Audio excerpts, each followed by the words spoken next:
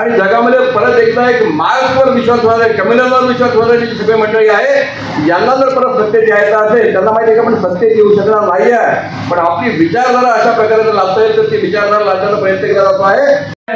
पाकिस्तान धुमकतोच आहे. अशा प्रकारे संपूर्ण भारतीय उपखंड जो आहे, हा भारतीय उपखंड आपल्याला असंतुष्ट कसा करता येईल, तिथे असंतोष निर्माण करता येईल आणि त्याद्वारे या ठिकाणी आपल्या विचाराची बीजरोप कसे करता येतील, अशा प्रकारचे विध्वंसक कारस्थान संपूर्ण देशामध्ये भारताच्या विरोधामध्ये सुरू आहे. आणि हे का सुरू आहे तर ते याकरता सुरू आहे की आज या देशामध्ये असलेली नरेंद्र मोदींची जी राजवट आहे, या नरेंद्र मोदींच्या राजवटीमध्ये भारत बलशाली झालेला आहे. मोदींच्या राजवटीमध्ये या देशाच्या संपूर्ण समाजाच्या उत्थानाचे वेगवेगळे विषय समोर आलेले आहेत. मोदींच्या नेतृत्वामध्ये जे संरक्षण धोरण आहे त्यामुळे चायनाची मान खाली झुकलेली आहे, पाकिस्तानला दाखली बसलेली आहे.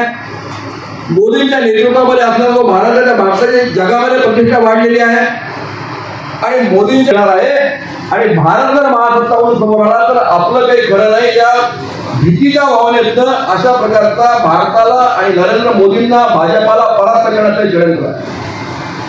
आणि तेव्हा याला जर आम्ही बळी पडलो आणि हे जर आम्ही सहन केलं तर भारतीय जनता पार्टीला काय व्हायचं, काय व्हायचं हा वेगळा विषय आहे. आमची सत्ता येणार की नाही हा वेगळा विषय आहे. आम्ही सत्तेवर येणार की नाही हा विषय वेगळा आहे. पण भारतामध्ये लोकशाही नांदणार आहे किंवा नाही, भारतीय संस्कृती आमचं कल्चर धोकाने जाणार आहे किंवा नाही, मला असं वाटतं की हे गंभीर प्रश्न आपल्या सगळ्यांसमोर आहेत. आणि या निवडणुकीचा अन्वयार्थ केवळ आपण हारलो हा नाही आहे, तर या निवडणुकीचा अन्वयार्थ असा आहे की एका अर्थाने भारताच्या विरोधात षडयंत्र आपल्या सगळ्यांच्या समोर आलेलं आहे. आणि त्यामुळे आगामी काळामध्ये जी विधानसभेची निवडणूक आहे, आता या विधानसभेच्या निवडणुकीच्या अनुषंगाने तुमच्या लक्षात आलं की घटनेचा विषय चालणार नाहीये. कारण एकदा जो विषय बाजारामध्ये विकला गेला तो परत विकला जात नाही. आणि त्यामुळं ते संविधानाबद्दल बोलतील, ते आरक्षणाबद्दल बोलतील, त्या ठिकाणचे स्थानिक विषय शोधले जातील, त्या ठिकाणच्या वेगवेगळ्या विषयाला प्राधान्य दिलं जाईल. तसंच नागपूरमध्ये काल द्वादशीवरांच्या नेतृत्वामध्ये काल परिसंवाद झाला. त्यांनी सांगितलं की आणीबाणी कशा प्रकारे चांगली होती. वास्तविक पाहता द्वादशीवार स्वतः आणीबाणीमध्ये अटकेमध्ये होते, पण अटकेमध्ये असलेला माणूस आज कुठल्या लागून अशा प्रकारचा हा द्वादशीवारचा माणूस काय. आणि इंदिरा गांधी या वाईट नव्हत्या.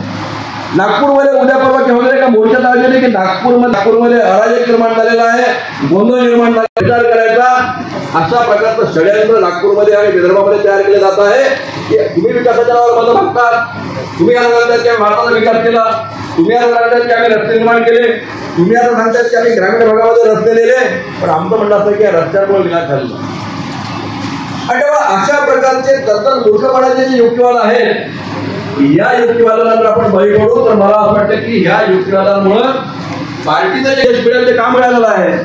आम्ही जातीच्या नावावर मतं मागितलेली नाही आहेत, आम्ही धर्माच्या नावावर मतं मागितलेले नाही आहेत, आम्ही आमच्या कामाच्या आधारावर मतं मागितलेली आहेत. मग ते मध्य प्रदेशमध्ये शासन असेल, ते राजस्थान विकास म्हणून तुम्ही आम्हाला मतं दिली पाहिजेत, अशा प्रकारचा विषय आपण लोकांसमोर ठेवला. आणि आज एक अजेंडा निर्माण केला जातोय की हे विकासाच्या नावाखाली जे सगळे कार्यक्रम चालू आहेत, जे सगळे प्रकल्प चालू आहेत, ते कसे विनाशकारी आहेत हे पटवून देण्याचा एक प्रयत्न आहे. अशा प्रकारचा मूर्खपणा नागपूरमध्ये सुरू होत आहे, तो कदाचित नागपूरच्या बाहेर इतरत्र सगळीकडे जाण्याची शक्यता आहे. तेव्हा मला असं वाटतं की आज ही जी कार्यकारिणी आहे, या कार्यकारिणीच्या अनुषंगाने हा जर विषय आपण सगळ्यांनी समजून घेतला की याला कशा प्रकारे आम्हाला उत्तर देता येईल. आणि ते उत्तर शोधत असताना मला असं वाटतं की कुठल्याही लढाईमध्ये ज्यावेळेला आपण लढायला जातो, त्या लढाईमध्ये लढत असताना आपण सगळ्यात पहिले पाहत होतो किंवा आपली स्वतःची ताकद काय आहे, आमचे बलात्कार कुठले आहेत, आमचे विकनेस काय आहे, आम्ही कुठे मागे आहोत, आम्हाला कुठे आमच्या.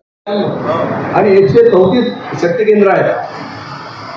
आजची जी बैठक आहे विस्तारित कार्यकारिणीची बैठक आहे. विस्तारित कार्यकारिणी याचा अर्थ काय आहे?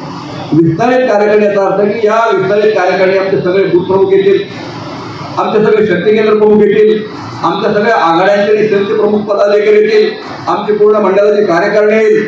आणि अशा प्रकारची विस्तारित कार्यकारिणीच्या आधारावर आम्ही आमची रचना सगळ्यांसमोर मांडू. पण आता आपण जी संख्या पाहतो त्याच्यामध्ये निश्चितपणे सगळे लोक आलेले नाहीये. मला एक कल्पना आहे की उत्तर नागपूर हे याची एक विशिष्ट स्थिती आहे. विशिष्ट स्थितीमध्ये आपण काम करतो. अन्य नागपूरमध्ये, नागपूरच्या अन्य विधानसभांमध्ये ज्या प्रकारचं वातावरण आहे, त्या पद्धतीचं थोडंफार विपरीत वातावरण या क्षेत्रामध्ये आहे. आणि अशा विपरीत वातावरण सुद्धा काम करणारे आपण कार्यकर्ते आहोत. पण मला असं वाटतं की आज आपण काही कष्टामध्ये काम करणारे कार्यकर्ते आहोत किंवा फार दुरावस्थेमध्ये आहोत किंवा दलित पीडित आहोत, अशा प्रकारचं मंडळ आपलं आता राहिलेलं नाही. आपण आमदार निवडून आलेला आहे, एकाने दोनदा आमदार निवडून आलेला आहे आणि एक नगरसेवक निवडून आलेला आहे. आमची संघटना ताकदवर आहे, आमच्याजवळ अनुभवी पदाधिकाऱ्यांचा संच आहे आणि त्यामुळे आता आम्ही विशेष सवलत मागण्याची काही आवश्यकता नाहीये. वास्तविकता नागपूरच्या अन्य मंडळांप्रमाणे आम्ही सुद्धा ताकदीने आमची ताकद दाखवू शकतो, आमचं कर्तृत्व दाखवू शकतो आणि ते आपण दाखवलेलं आहे. मला असं वाटतं की ते परत एकदा दाखवण्याची निश्चितपणे आवश्यकता आहे. आणि विधानसभेची तयारी करत असताना अशा प्रकारचे मेळावे होतील, अशा प्रकारच्या बैठका होतील, रॅली होतील, सभा होतील, संमेलन होतील, कार्यक्रम होतील.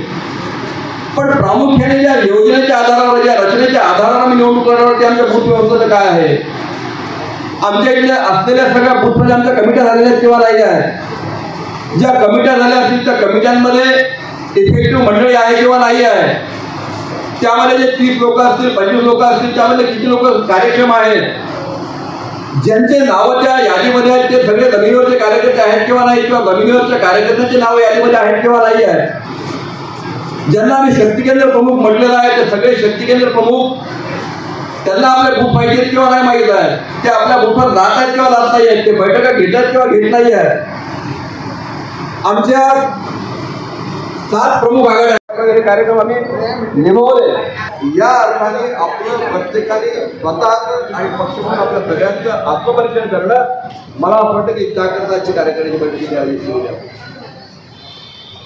ज्यावेळी मला याविषयी वेगळा नाही अटल म्हटलं की क्या हार में क्या जीत में चिंतित नहीं भयभीत में संघर्ष पथवर जो गेला जे ती सही तो प्रवास आहे, आमचा जो विचार आहे, केवळ एका निवडणुकीने हुळून जाणारा, जिंकण्याने हुळून जाणारे, हारण्याने पराभूत होणारा विचार नाही आहे, तर अनंत काळ चालणारा विचार आम्हाला पुढे घेऊन जात आहे. आणि या प्रवासामध्ये